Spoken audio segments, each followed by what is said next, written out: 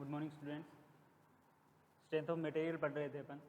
Last class में अपना कुछ प्रॉपर्टी के बारे में पढ़ा था, जिसमें resilience, modulus of resilience, toughness, modulus of toughness, उसके बाद क्रीप, फैटिग, ये सारी चीज़ें पढ़ी थी। अब आज अपन नया टॉपिक पढ़ते हैं। उस टॉपिक का नाम है हुक्स लॉ।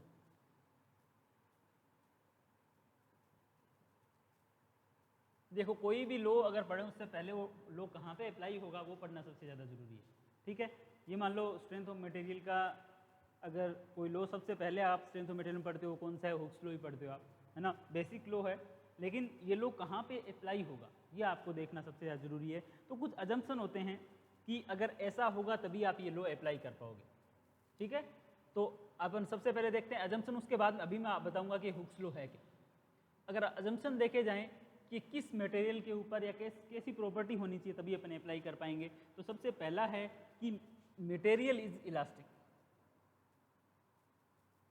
मटेरियल क्या होना चाहिए? इलास्टिक होना चाहिए। अगर इलास्टिक नहीं होगा तो अपन हुक्स लॉ वहाँ पे अप्लाई नहीं होगा, क्योंकि हुक्स लॉ बोलता ही क्या है कि stress is directly proportional to the strain within elastic limit. इसका मतलब स्ट्रेस है वो स्ट्रेन के डायरेक्टली प्रोपोर्शनल कब होगा?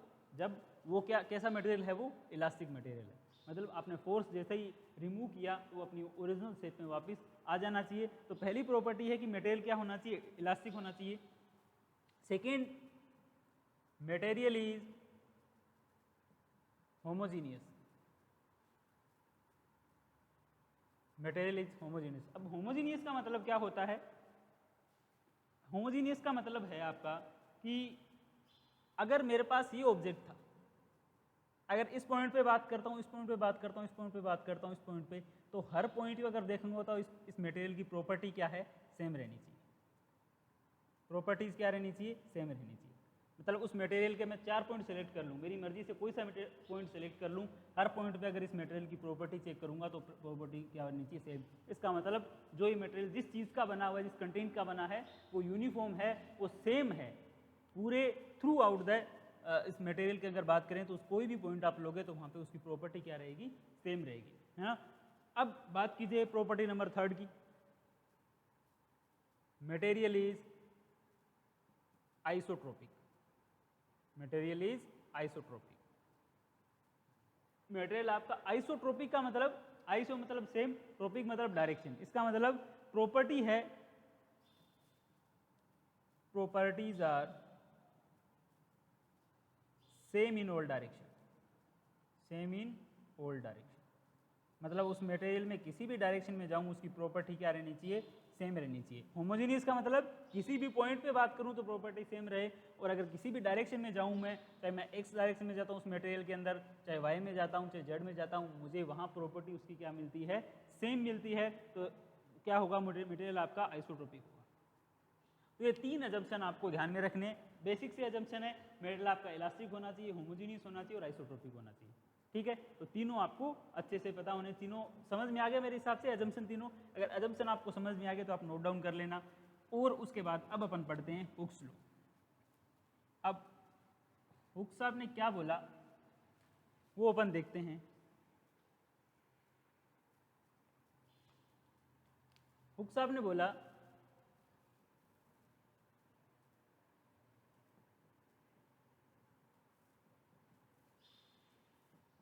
stress is directly proportional to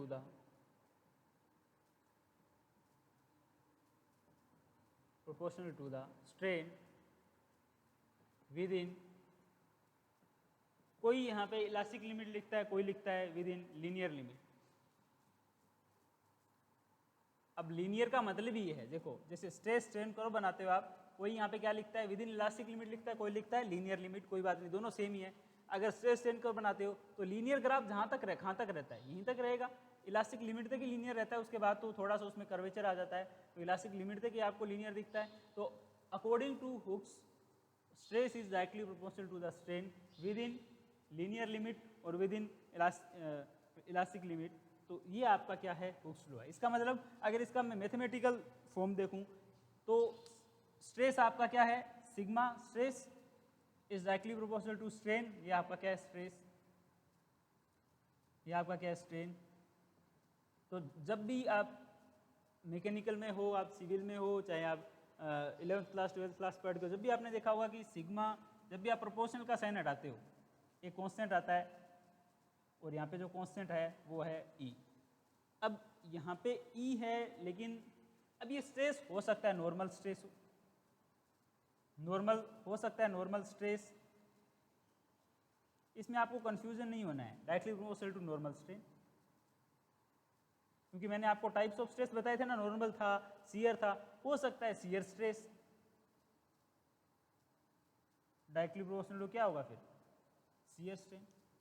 तो अगर एक जगह यहाँ पे नॉर्मल है तो दोनों जगह नॉर्मल होगा, ऐसा नहीं कि यहाँ पे स्ट्रेस तो नॉर्मल ले लो और स्ट्रेन शियर ले लो, ऐसा नहीं करना है ना। जिस टाइप का स्ट्रेस है उसी टाइप का आपका क्या होगा, स्ट्रेन होगा, तभी वो किसके होगा, डायरेक्टली प्रोपोर्शनल होगा। ठीक है, तो shear stress is directly proportional to shear strain, तो ये भी हुक्स लॉ है। तो अब देखा जाए कि sigma equals to E into epsilon. अब कोई अलग अलग बुक, कोई इसे ई लिखता है, कोई इसे वाई लिखता है, तो इसमें आपको कंफ्यूज होने की जरूरत नहीं है। इस ई को क्या बोलते हैं, इस ई को बोला जाता है यंग्स मॉडुलस ऑफ, इस ई का नाम है Young's modulus of elasticity, Young modulus of elasticity. ठीक है, तो ये आपका क्या है, ई है। समझ में आया कुछ, है ना। तो ये आपका यंग मॉडुलस ऑफ इलास्टिसिटी। अब अगर शियर स्ट्रेस होता तो भाई जरूरी तो नहीं है कि ये नॉर्मल स्ट्रेस हो सकता है क्या हो, शियर स्ट्रेस होता, तो शियर स्ट्रेस है तो shear stress is directly proportional to shear strain. तो इसमें एक कांस्टेंट आता, वो क्या आ जाता, जी, क्योंकि स्ट्रेस भी तो अलग टाइप का है, तो इसमें तो जी आता। ये भी क्या है आपका, ये भी है तो कांस्टेंट, लेकिन इसका नाम क्या है, इसको बोला जाता है शियर मॉडुलस, इसको बोला जाता है शियर मॉडुलस, शियर मॉडुलस और modulus of rigidity, shear modulus और मॉडुलस ऑफ रिजिडिटी। तो ये अपन एक एक करके पढ़ेंगे, अभी तो मैं ऐसे ही बस केवल हुक्स लॉ बता रहा था, तब मैं बता दिया कि नॉर्मल स्ट्रेस भी हो सकता है, शियर स्ट्रेस भी हो सकता है, तो आपको कंफ्यूज नहीं होना है ना। बस अलग होगा तो वहाँ पे कांस्टेंट है वो भी अलग आ जाएगा, क्योंकि स्ट्रेस भी अलग टाइप का है, और स्ट्रेस अलग टाइप का तो स्ट्रेन भी उसी टाइप का होगा, है ना। तो ये चीज़ें आपको थोड़ी सी ध्यान रखनी है। ठीक है, अब एक मैंने बोला था आइसोट्रोपिक मटेरियल, बताया था हुक्स लॉ की जब प्रॉपर्टी बताई थी, तो आइसोट्रोपिक मटेरियल, है ना। एक होता है ऑर्थोट्रोपिक, ऑर्थोट्रोपिक मटेरियल देखते हैं अपन। तो ये आपको समझ में आया, हुक्स लॉ समझ में आया, सिंपल सा, कुछ भी नहीं है। According to Hooke's stress is directly proportional to the strain within the linear limit. और 3 अजम्पशन थे, कौन कौन सा, मटेरियल आपका इलास्टिक होना चाहिए, होमोजीनियस होना चाहिए और आइसोट्रोपिक होना चाहिए। ठीक है, तो आइसोट्रोपिक तो आपने देख लिया। आइसोट्रोपिक के बाद एक होता है ऑर्थोट्रोपिक, एक होता है क्या, ऑर्थोट्रोपिक। ऑर्थोट्रोपिक का मतलब क्या होता है, ऑर्थोट्रोपिक कौन से मटेरियल होते हैं, material which have different property in perpendicular direction.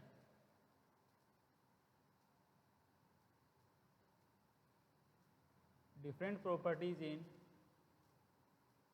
Perpendicular direction, मतलब और सब डायरेक्शन में इसकी प्रॉपर्टी सेम रहेगी, लेकिन परपेंडिकुलर डायरेक्शन में इसकी प्रॉपर्टी क्या रहेगी, डिफरेंट रहेगी। जैसे एग्जांपल की बात करूं मैं किसका, प्लाईवुड का, है ना। तो उसमें और देखोगे आपको प्रॉपर्टी सेम मिलेगी, लेकिन परपेंडिकुलर डायरेक्शन में इसकी प्रॉपर्टी क्या मिलेगी, आपको डिफरेंट मिलेगी। ठीक है, अब एक क्या है, गेट या ईएस में आपको एक क्वेश्चन मिलता है, वो क्वेश्चन मैं आपको लिखवा देता हूँ कैसा क्वेश्चन है। ऐसा क्वेश्चन आपको हर 1-2 साल में एक बार दिखेगा ही, है ना, कि अगर आइसोट्रोपिक मटेरियल है तो उसके लिए इंडिपेंडेंट इलास्टिक कांस्टेंट कौन कौन से होते हैं। ठीक है, और अगर ऑर्थोट्रोपिक मटेरियल है तो उसके लिए कितने होंगे, या एनिसोट्रोपिक है तो उसके लिए कितने होंगे। तो ये सारे आपको पता होना चाहिए, कितने इलास्टिक कांस्टेंट है उसकी आपको जरूरत पड़ेगी, इंडिपेंडेंट इलास्टिक कांस्टेंट की, है ना। किसकी बात कर रहा हूँ मैं, इंडिपेंडेंट, इंडिपेंडेंट इलास्टिक कांस्टेंट का मतलब क्या हुआ?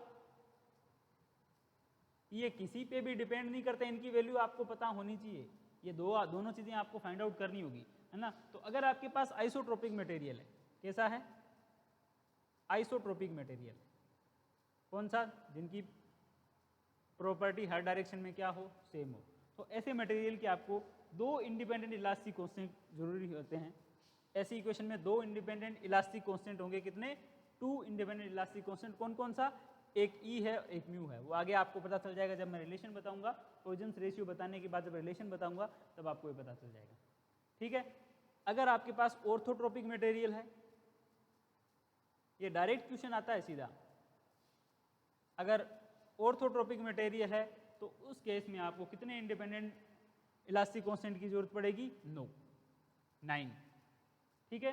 और अगर आप तीसरा नॉन आइसोट्रोपिक मटेरियल, ये आइसोट्रोपिक, ऑर्थोट्रोपिक और बोल सकते हैं नॉन आइसोट्रोपिक और एन आइसोट्रोपिक भी बोल सकते हैं इसको, एन आइसोट्रोपिक, ठीक है। तो इसके लिए आपको कितने इलास्टिक कांस्टेंट की नीड रहती है? 21 मिनिमम। ये आपके पास इंडिपेंडेंट इलास्टिक कांस्टेंट कितने होते हैं? 21। तो आपसे पूछा जा सकता है आइसोट्रोपिक के लिए 2, ऑर्थोट्रोपिक के लिए 9 और एन आइसोट्रोपिक या नॉन आइसोट्रोपिक के लिए कितने? 21, ठीक है। तो ये आपको इतना पता होना चाहिए, ठीक है। तो आपको हुक्स लॉ समझ में आया। अब हुक्स लॉ को अपन थोड़ा सा और जनरलाइज करते हैं, ठीक है। अपन स्ट्रेस स्ट्रेन सिस्टम पढ़ते हैं, है ना, क्योंकि जब भी आप स्ट्रेंथ ऑफ मटेरियल पढ़ते हो आपको स्ट्रेस और स्ट्रेन की स्टडी करनी पड़ती है। तो उसमें स्ट्रेस स्ट्रेन आपको पता होगा कि क्वांटिटी आपने जब भी 11th-12th क्लास में आपने पढ़ा होगा या फर्स्ट ईयर में देखा होगा, आपने दो टाइप की क्वांटिटी पढ़ी होगी। एक पढ़ा होगा स्ट्रेस और एक पढ़ा होगा फिजिकल क्वांटिटी आपने कितने टाइप की पढ़ी है? डायरेक्शन के बेस के ऊपर दो टाइप की पढ़ी होगी। एक आपका स्केलर और सेकंड है आपकी वेक्टर, दो ही टाइप की पढ़ी होगी। तीसरा टाइप अगर आपको किसी टीचर ने बताया होगा तो वो होती है टेंसर। स्केलर में आपने पढ़ा होगा कि property which required to define only magnitude, and this type of property are known as scalar quantities. And vector we need two things, one is magnitude and second is direction. For tensor there is three quantity or three things. Number 1 magnitude, number 2 direction, and number 3 phase where the force or stress is applied. तो ये tensor है, तो ये stress है आपकी कैसी quantity है? Tensor quantity है। तो अपन क्या पढ़ते हैं? स्ट्रेस स्ट्रेन सिस्टम पढ़ते हैं। अब ये 3D में भी है और 2D में भी है, आपको दोनों पढ़ने पड़ेंगे। तो अपन पढ़ते हैं stress strain system.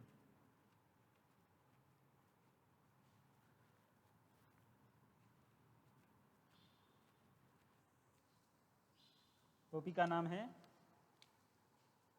Stress strain. मैंने बता दिया था क्लास में लास्ट में स्ट्रेस होता क्या है, स्ट्रेस स्ट्रेन सिस्टम, ठीक है। तो पहले बात करते हैं अपन 3D की,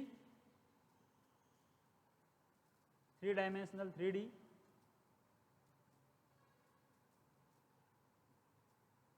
स्ट्रेस स्ट्रेन सिस्टम, ठीक है। अगर 3D की बात करूं मैं स्ट्रेस स्ट्रेन सिस्टम की, इसका मतलब तीनों डायमेंशन आपको लेनी होगी, है ना, एक्स वाई और जेड। जैसे मेरे पास कोई डायग्राम है, मैं 3D डायग्राम बना रहा हूँ, एक देख के बताना। देखो ये डायरेक्शन है मेरे पास एक्स, ये डायरेक्शन है वाई और ये जो डायरेक्शन है वो क्या है? जेड, ठीक है। इस डायरेक्शन में अगर मैं स्ट्रेस की बात करता हूँ, नॉर्मल स्ट्रेस की बात करता हूँ, कौन से स्ट्रेस की? अगर नॉर्मल स्ट्रेस की बात करता हूँ तो वो है सिग्मा एक्स एक्स। अगर इसमें नॉर्मल की बात करता हूँ तो वो है सिग्मा वाई वाई। अगर ये वाली फेस है जो, इसमें अगर बात करता हूँ तो क्या है? सिग्मा जेड जेड, ठीक है।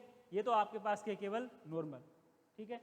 अगर उसके अलावा इसमें भी तो 3 डायरेक्शन होगी, एक ये ठीक है, इसमें भी तो 3 होगी और इसमें भी 3 होगी कि नहीं होगी? ठीक है, तो अगर सिग्मा एक्स के अलावा अगर ये बात की जाए तो ये टो एक्स वाई, मतलब ये डायरेक्शन इससे किस डायरेक्शन में है? एक्स डायरेक्शन में, तो टो एक्स, और कौन सी डायरेक्शन में स्ट्रेस ले रहे हैं अपन? वाई डायरेक्शन में, है ना? तो ये एक्स क्या शो कर रहा है यहाँ पे? ये एक्स शो कर रहा है आपका फेस। तो तभी मैं बोल रहा था टो एक्स वाई का मतलब क्या है? टो आपका शियर स्ट्रेस है, एक्स आपका कौन सा है? फेस है, और वाई कौन सी है? डायरेक्शन। तो बताओ इस स्ट्रेस को डिफाइन करने के लिए आपको 3 चीज़ों की जरूरत है कि नहीं? इस टो का मैग्नीट्यूड किस फेस पे अप्लाई हो रहा है और उसकी डायरेक्शन क्या है। इसीलिए अपन बोलते हैं कि जो स्ट्रेस होता है वो कैसी क्वांटिटी है? टेंसर क्वांटिटी है, टेंसर क्वांटिटी। ना ये स्केलर है ना ये वेक्टर है, ये क्या है? Tensor quantity. ठीक है, तो अब इसमें देखा आपने sigma x direct, x face x direction, ये फेस कौन सा? एक्स फेस, और डायरेक्शन कौन सी? वाई। अगर इसमें बात करूंगा तो बताओ सिग्मा वाई वाई और सिग्मा वाई के अलावा अगर ये बात करेंगे तो ये फेस कौन सा है? ये फेस एक्स था, ये फेस वाई है, तो वाई और डायरेक्शन कौन सी? एक्स। अगर ये फेस कौन सा है? वाई, और डायरेक्शन कौन सी है? जेड। तो समझ में आया कि नहीं अपन कैसे डिफाइन करते हैं, है ना? अगर इसमें बात की जाए ये फेस कौन सा है? जेड, तो ये टो जेड, और डायरेक्शन कौन सी है? एक्स।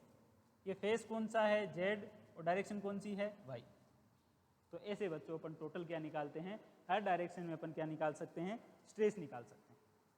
अगर ये 3D स्ट्रक्चर है ही, तो अगर मैं अगर स्ट्रेस निकालना हो मुझे कंप्लीट, तो एक मैट्रिक्स बनाई जाती है। मैट्रिक्स कैसे बनाई जाती है बच्चों, ये देख लो।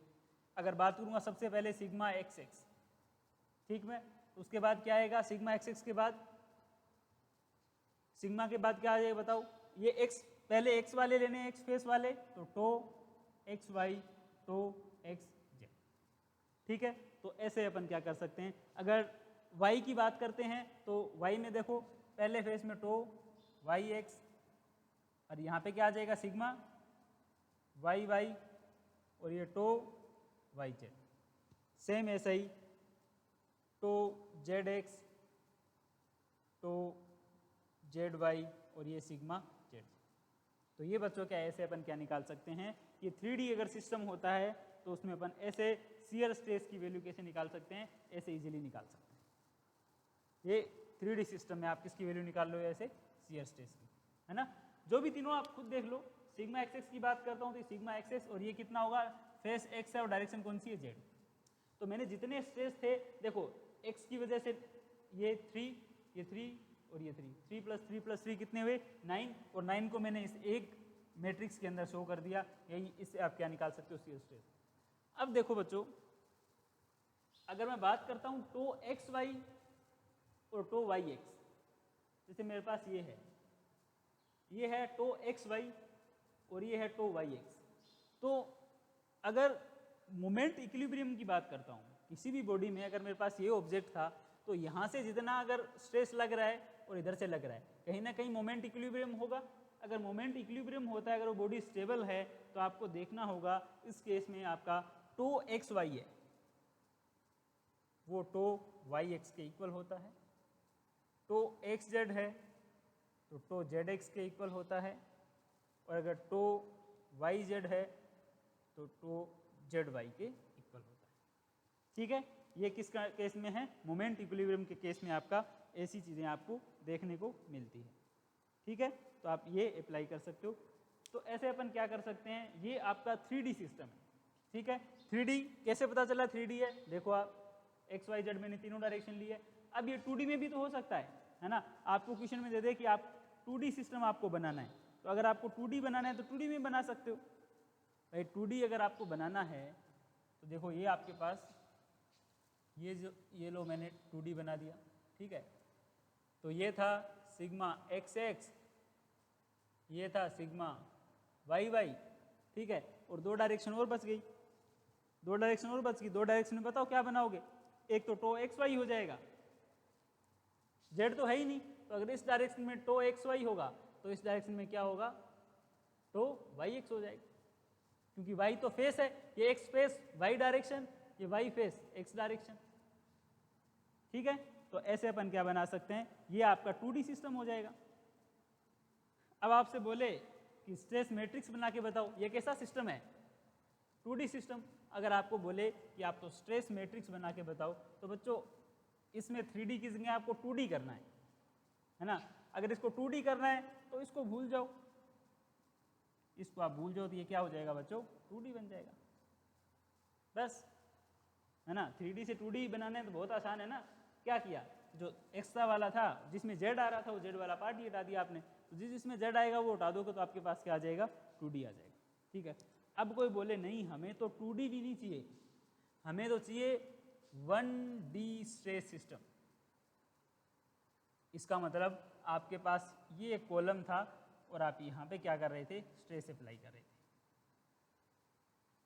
ये आपके पास सिस्टम था और आप यहाँ पे क्या कर रहे थे, स्ट्रेस अप्लाई कर रहे थे। तो बच्चों ये 1D है या 2D है या 3D है, एक ही डायरेक्शन है आपके पास, केवल सिग्मा है x x एक ही डायरेक्शन में। तो अगर आपको इस केस में अगर स्ट्रेस सिस्टम निकालना होगा, आपसे बोले कि स्ट्रेस मैट्रिक्स निकाल के बताओ, तो जिसके अंदर केवल x होगा वही बचेगा बच्चों, और कोई नहीं बचेगा। तो केवल x किसके अंदर है, इसके अंदर नहीं, इसके अंदर नहीं, केवल इसके अंदर। तो आपके पास मैट्रिक्स कौन सी बचेगी, बस। तो क्या आ जाएगा, सिग्मा x x 1/1 की आपके पास मैट्रिक्स बन गई। ठीक है, तो ऐसे तो अगर सिंपल अगर स्ट्रेस की बात की जाएगी, अगर आपको बोला जाए सिंपल स्ट्रेस की, अगर आपसे है ना नॉर्मल स्ट्रेस की अगर बात करें, सिंपल स्ट्रेस की बात करूँगा तो नॉर्मल स्ट्रेस है वो 1D 2D 3D कोई सा भी हो सकता है, आपको पता है। लेकिन अगर मैं शियर स्ट्रेस की बात करूँगा तो शियर स्ट्रेस का टर्म या तो 2D में आया था या 3D में आया था। क्या 1D में शियर स्ट्रेस आया था, नहीं आया। तो नॉर्मल स्ट्रेस है वो तीनों टाइप का हो सकता है, 1D 2D 3D। लेकिन अगर शियर स्ट्रेस की बात करूँगा तो वो केवल किस में होगा, शियर स्ट्रेस केवल 2D और 3D में आपका शियर स्ट्रेस होगा। ठीक है,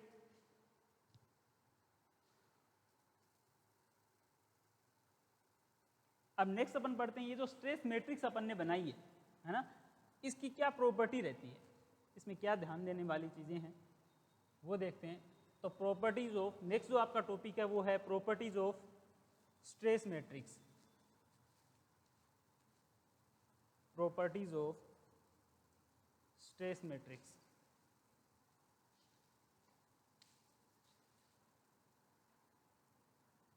प्रॉपर्टीज ऑफ स्ट्रेस मैट्रिक्स। भाई जो मैट्रिक्स आपने बनाई है उसके अंदर क्या प्रॉपर्टीज रहती है वो अपन देखते हैं। ठीक है, पहली जो आपको लगी भी होगी, it is always a square matrix.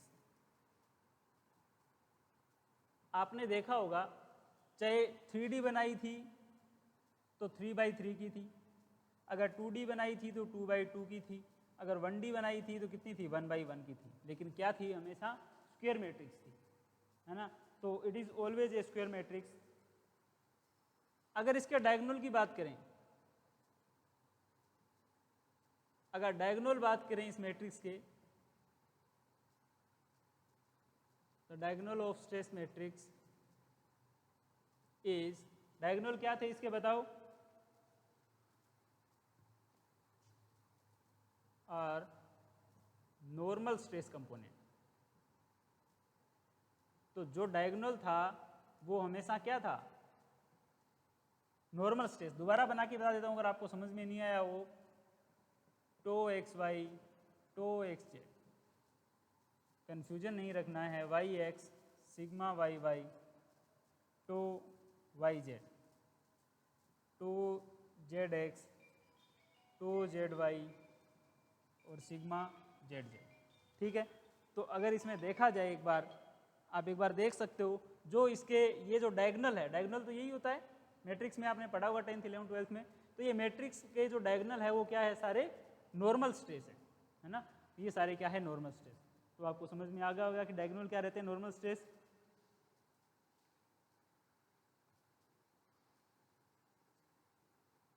तो अगर इस स्ट्रेस मैट्रिक्स का मैं ट्रांसपोज लूं, तीसरी कंडीशन क्या है, since the transpose of stress matrix remain same therefore it is a symmetric matrix. तो ये मैट्रिक्स क्या रहती है, सिमेट्रिक रहती है। क्यों रहती है मैंने बताया था, अगर मोमेंट इक्विलिब्रियम की बात करूँगा तो ये इसके इक्वल हो जाएगा, ये इसके इक्वल हो जाएगा, ये इसके इक्वल हो जाएगा। अगर ये इक्वल हो जाएंगे तो मैट्रिक्स कैसी हो जाएगी, सिमेट्रिक मैट्रिक्स, मैथमेटिक्स में आपने पढ़ा होगा।